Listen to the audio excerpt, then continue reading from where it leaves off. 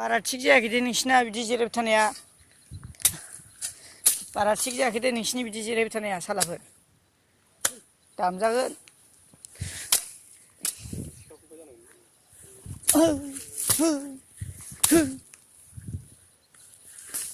साला हाग्रा दंफांखौनो एक्सकालफेन साननानै दानसिलाजोबाबा मा उफायबाव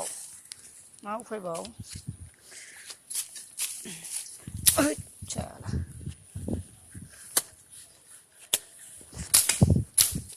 सिखायाबो जायाब्रा हैद खि जानोबाबो बुंनाय नङा इदि मानलाजोब्बायसो माथो आखायासो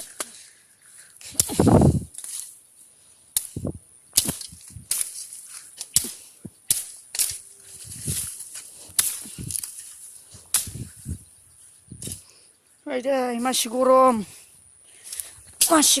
आयदै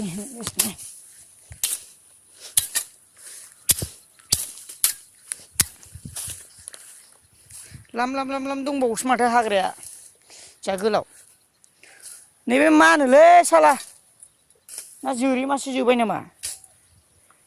बे मा होनो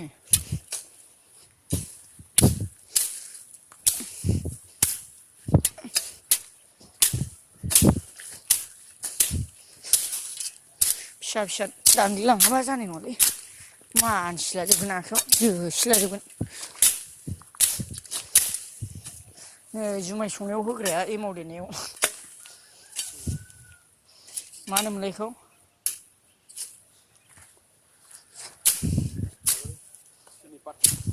सिनि पातसो होनो नोंसोरो बेखौ मा होनोमोनलाय आदा एमावआव होग्राया अ दंफां राखेब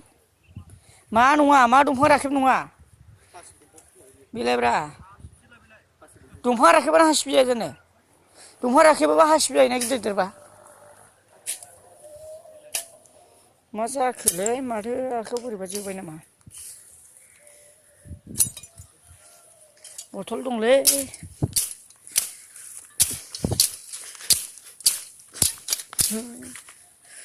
हासिबसो जोंथ' आरो नै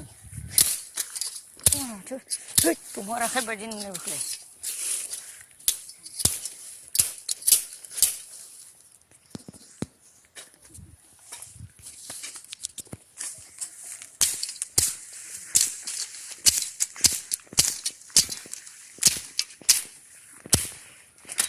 सिखायानो खाथारा दुप्लिकेटसो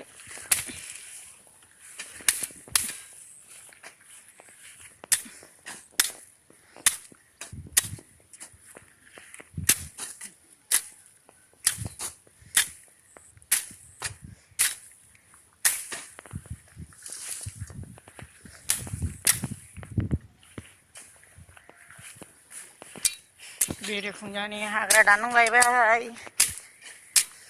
बेलासियावबा मा जागोनलाय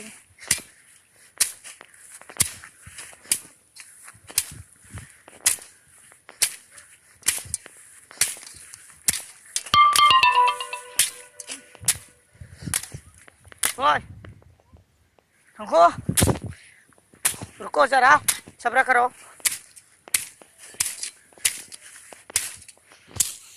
जायोब्रा